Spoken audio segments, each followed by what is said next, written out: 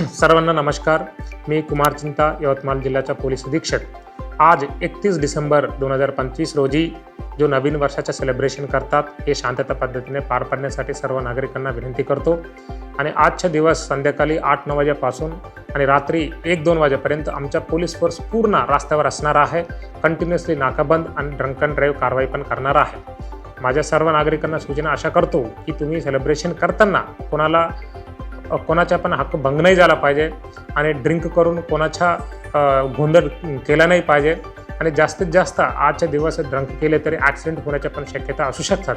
त्यामुळे कोणी पण अशा कारवाई करू नका तुमच्यामुळे बाकी लोकांना प्रॉब्लेम होईल.